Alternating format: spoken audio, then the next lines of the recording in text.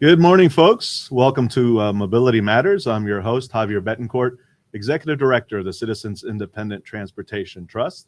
That's the watchdog organization voters created 20 years ago to keep oversight over the half-penny sales tax for transportation.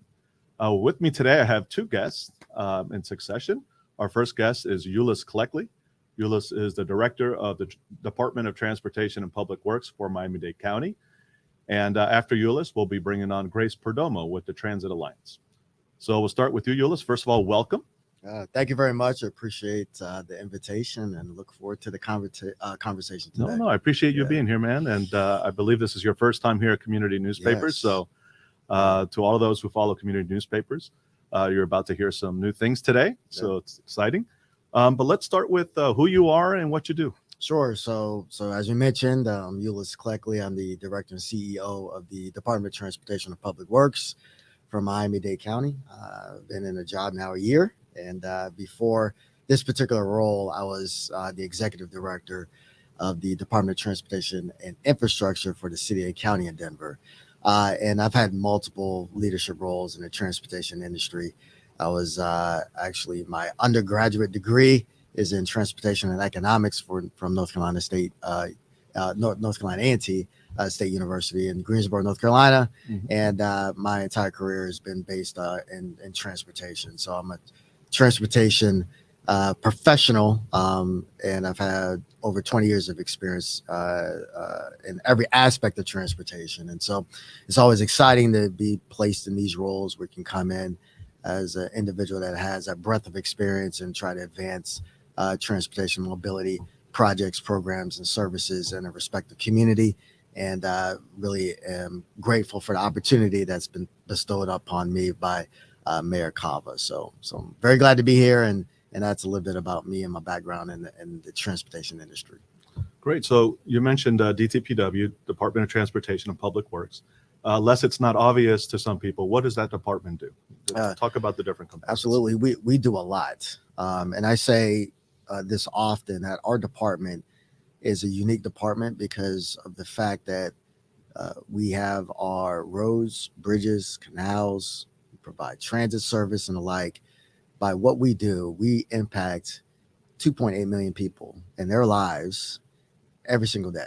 And our goal is to try to make the lives of those folks that live here, work here within the county much better by providing sound, efficient, safe, sustainable, and reliable transportation services. So regardless of whether or not you are traveling by foot, by bike, or by car, our department is the one that impacts all of those modes of transportation on a day-to-day basis. And so it's a large department. We have over 4,000 employees. About half of our employees are on the operations side. So we actually provide bus service throughout the county. We have 99 routes currently that we serve throughout the county. We have, of course, our metro rail system, 22-mile system. And then we have a automated people mover system downtown, 4.4 miles that connects to commercial areas downtown. And that's on top of, again, all the infrastructure that we have that we're responsible for building out and maintaining. Okay. So I know those departments used to be separate, right? You had transit and you had public works. Under the previous administration, those departments were merged together and continue to be. What are the advantage of that, and what are you doing to make that a cohesive department that works together? Right. So about 6 years ago, you're right. There was two separate departments. The merger is intended to create a more seamless and efficient organization that covers all things transportation. And it's something that a lot of cities and municipalities and counties are actually moving towards. In Denver, I did the same exact thing. My portfolio in Denver it was inclusive of a little bit of transit, but all things transportation infrastructure.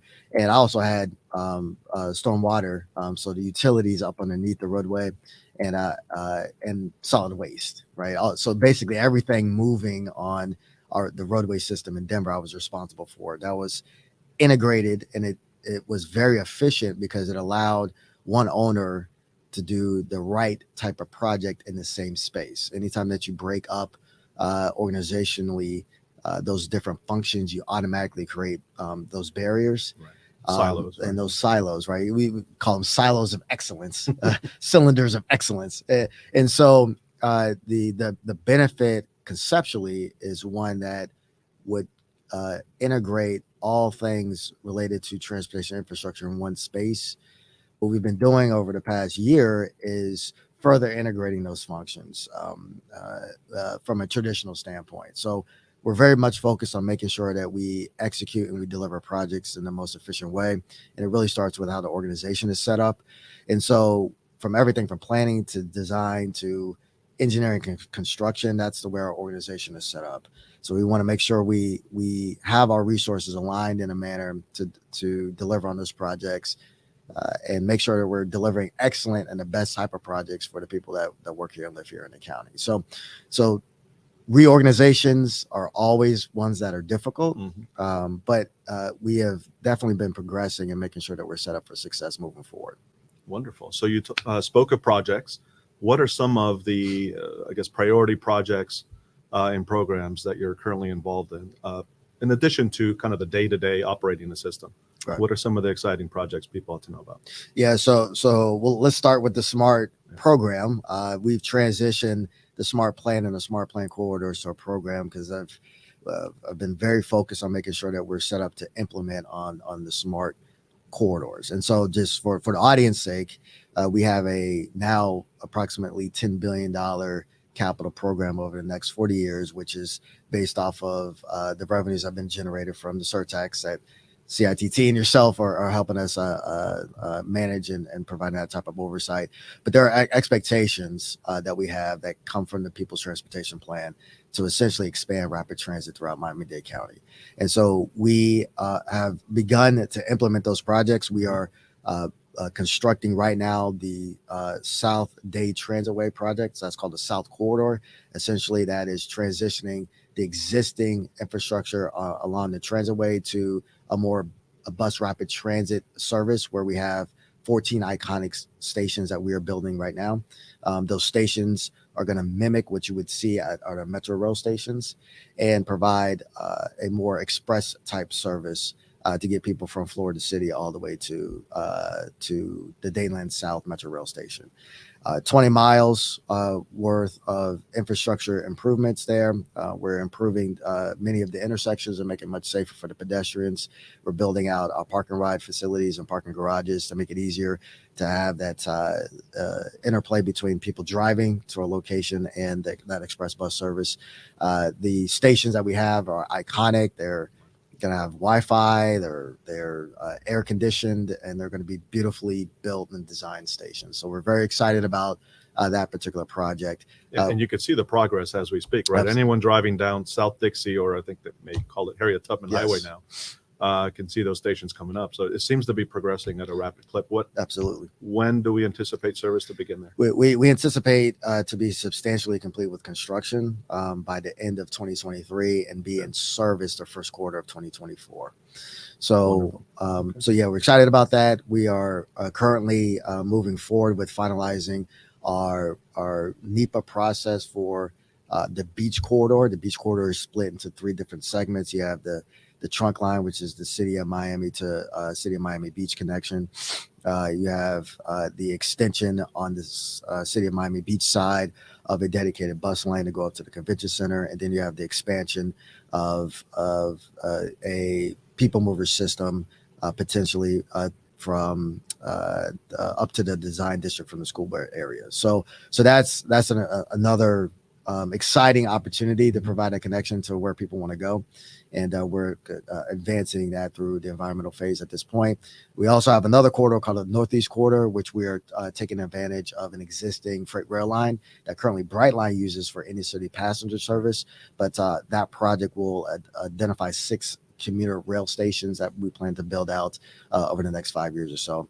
And then we're actively pursuing a procurement right now, which is technically under the cone, but we're pursuing a procurement to take a look at options for expanding a mass transit option to go north. And so if you look at our Metro Rail system, either at the Brownsville or the Martin Luther King station, we had the opportunity to expand up to the stadium there along 27th Avenue. Along 27th Avenue, correct. So in the last quarter that we're working on is expanding to points due west along 836. That's called the east-west corridor, and it's providing a needed connection there to get people all the way far out as our newly built Miami Park and Ride station in the west to downtown Miami. So all of these projects are in different phases. They're advancing. However, at the same time, if we have the funding and we're leveraging federal dollars to try to deliver this in a timely fashion. And really, quite frankly, in the next 10 years, we can get all of this done as long as we stay the course and we deliver all of these projects in an efficient manner. So we're very excited. And I think that's the one capital program that everybody talks about, figure out ways to expand transit within the county. And we're actively pursuing all of those projects to do so. And the SMART plan is envisioned, unless you tell me otherwise, as really the core of the transit system, the skeleton. And then from that skeleton, you add the bus components, the circulators, and whatnot. I know that one of the major programs that you're pursuing is the Better Bus Network as a complement to the SMART plan. Can you discuss that? Sure. The Better Bus Network, quite frankly, is a monumental project to actually better optimize our bus routes and create more frequency. In other words, all of the analysis that went into creating a Better Bus Network, along with the help from actually Grace Perdomo's and her group, Transit Alliance, helped to identify ways that we can add more buses onto our routes that are getting people where they want to go the most. And that's the simplest way to put it. And so by doing so, what would happen is that people would have to, would end up waiting less to be able to actually get onto our bus service. And it will take them to the places where we're seeing the most demand. And so it's optimizing our current bus routes, it's reducing the number of routes, it's focusing the resources in the right place that we can provide a better, more efficient and reliable service. The analysis got us to a point where we actually moved forward and got approval from the Board of County Commissioners last fall to make all of these route changes. And now we're in implementation mode. All of this requires additional bus operators. We along with the rest of the industry, are very much challenged with the current circumstance with an economy where it's been very difficult to hire bus operators and retain bus operators. And a lot of these challenges were exacerbated by COVID, but they existed before COVID. And so we're no different than any other transit property throughout the country where we're just struggling to make sure we have the workforce to accomplish this goal. Just to put this in perspective, we have a budgeted amount of operators of over 1,500. We have active around 1,200 operators per day. So that means right off the bat, we're about a third of our workforce is already down. Wow. And they're out for a variety of different reasons. And the vacancy rate that we've been experiencing is around 170 vacancies within our bus operator ranks. And because of that, we've currently have had to suspend about 5% of our service because we kept missing trips. And that recent decision actually helped us to be much more reliable and improve our on-time performance.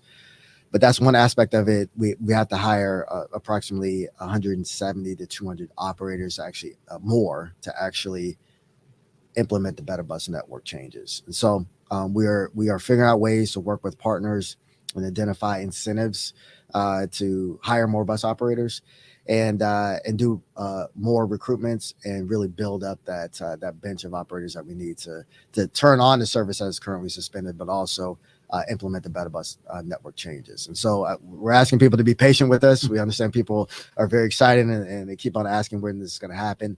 The second that we hire the staff that we need, we will definitely move forward with implementing all of those necessary route changes to make sure we're more efficient. So for those who may be watching, who may be interested or may know someone who might make a good fit, what are the benefits? What are you offering the bus operators? Right. And how does it compete with the rest of the industry? Absolutely. So this job is a county job. So you get all of the retirement benefits that are associated with being a county employee. The average salary that we have, base salary, is around $53,000. That's not inclusive of overtime. And okay. we of course want We have essentially almost an instance now where it's mandatory for overtime, so we can cover all of our routes. So there's a compensation benefit that exists there now. We're actually offering $5,000 signing bonuses over an 18-month period. And we're actually offering referral bonuses for the existing staff that can identify people that come in and remain with the department over the 18-month period. And so what we've seen by offering those incentives and the good benefit package and the salary package right off the bat is that we've seen an increase in the number of trainees that we've had in our most recent classes of trainees for bus operators. When I started, we were averaging around 20 or so trainees in those classes. Now we're averaging around 40. And we have a goal to try to get 50 individuals in our training classes as we move forward. And again, it's a numbers game. So we hire and try to hire as many people as possible. But at the same time, because there's so much competition in the industry, especially if you have a CDL, we end up losing people as well. So we might have people that choose to go to another job within the county. We have people that in the like, and we're all kind of pulling from the same pool, whether it be private or public sector. So we encourage people to let them know that working for the county is a great job. You get great benefits, you get respected in your work, and there's no better place to come than to work for DTPW as a bus operator. You're really providing the highest quality service, and you are truly being a public servant. So if you have a heart of servitude, there's no better place to come if that's what you so desire, and you'll be compensated and paid well. Wonderful. So you heard them, folks. If you're looking for a job, you got a good one at DTPW. Driving a bus, and then, by the way, that leads to other opportunities. Absolutely, right? And that's what I was going to mention. That the bus operator position is a gateway position. So initially, of course, it pays well, compensates you well, you have great benefits, but coming through that position allows you to be open to other opportunities to advance your career. And so it's just not a job that we want people to come in to fill. It's really how do we provide those opportunities for those individuals to maximize their potential and to reach heights and opportunities that otherwise may not have been afforded to them. And so it's very much reflected even in the leadership that we currently have, where our assistant directors, supervisors, managers, and alike throughout the department came in as a bus operator. And so there's direct ways to take advantage of that opportunity, starting off as a bus operator, to really create a long-standing career and be successful. Wonderful. So let's shift the focus for a second to bike ped and micro mobility, something your department is also charged with. So the state of Florida, and I would say Miami-Dade County in particular, are often at the top of the list of the least safe communities in the country, if not the world, for pedestrian and bike safety. So speak to that, and what is the department doing to both increase safety and improve connectivity? And I would ask specifically in terms of a bike network. Absolutely. What's your role, and Absolutely. what are you doing? Yeah, so safety is number one. Safety is number one on our transit system, but our infrastructure must be built and designed in a manner where people feel safe.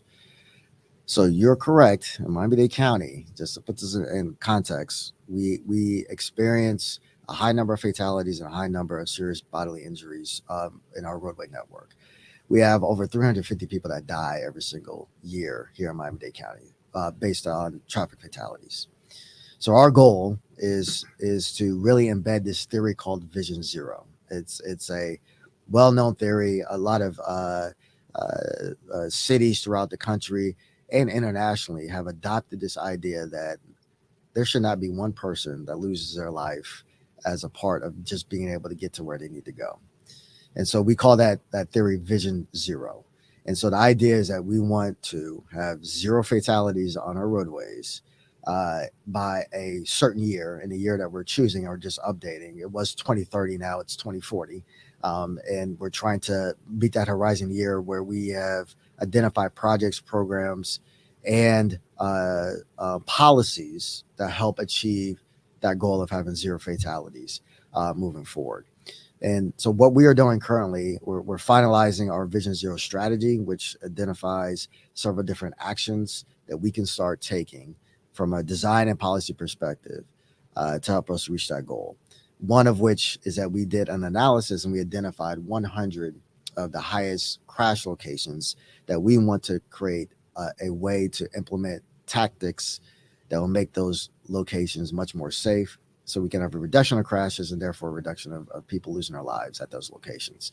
So we, through your help, actually, were able to identify a few of those locations that we are progressing from a design perspective now, and we'll be moving into construction and to create intersection improvements, which would be along the lines of signals, installation, pedestrian crossings, high visibility crosswalks, as well as figuring out ways where we can enhance our current bike infrastructure to make those that choose to cycle throughout the county to do it in a safe manner. And so, yeah, it's a combination of intersection improvements, other infrastructure improvements, and the like that kind of meld together at these locations, and using the analysis to drive those particular decisions.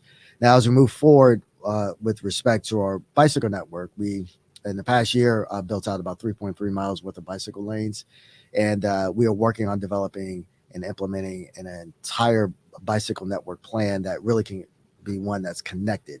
Right now, a lot of the bike infrastructure we're doing is segmented, and so we are working with our transportation planning organization, the TPO, and within our department and the state, the Florida Department of Transportation, to come up with a comprehensive bicycle network that we can move forward with, making those improvements so people can bike around the county much more safe. The most recent and I think exciting bicycle projects that we just implemented were the protected bike lanes on 5th and 6th Streets downtown. So those of you in the audience, if you get a chance, go check those out. You will see more of those types of bike projects as we move forward, and we finalize in our plan and move forward to construction. So it's our responsibility to make sure we build the infrastructure and design in a manner where people feel safe and are comfortable biking, and that's what we're going to do moving forward. And you don't just talk the talk, you walk the walk, or in this case, ride the ride. Yes. You ride bike, correct? Yeah, yes, I do. And I attempt to even try to ride to work at least twice a week. Sometimes it's difficult because you have to be dressed like this. Yes. But it's I'm fortunate to live within a couple miles of where I work. So the times where I can bike to work, I do it. Yeah, I used to do it pre-pandemic, as you know, and that was a 10-mile trip. So you don't even have to be close by. But what you need is safe, protected infrastructure. So I used to come down what they called the M path, which is now being built as the underline. And while that's being built, I don't have a safe way in. So hence the 20 pounds I've gained since the pandemic. Biking helps. So we have a couple of minutes left. Anything else you'd like to share that we haven't covered?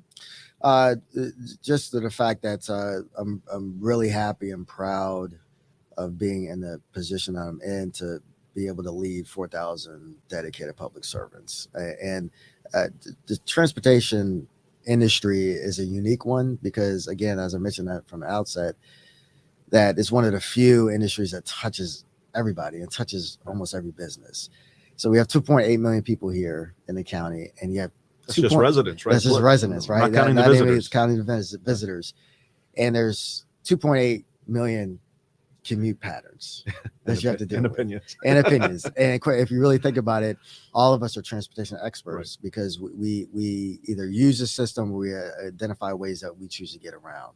And so a lot of times we forget about the fact that we have professionals that spend their lives to be trained to be able to deliver those projects, programs, and services on behalf of the people that work here and live here in the county. So every now and then it's okay to do a wave to one of our bus operators, appreciate some of our engineers and the like, and all the hardworking people that we have in the department, and I'm proud of that crew.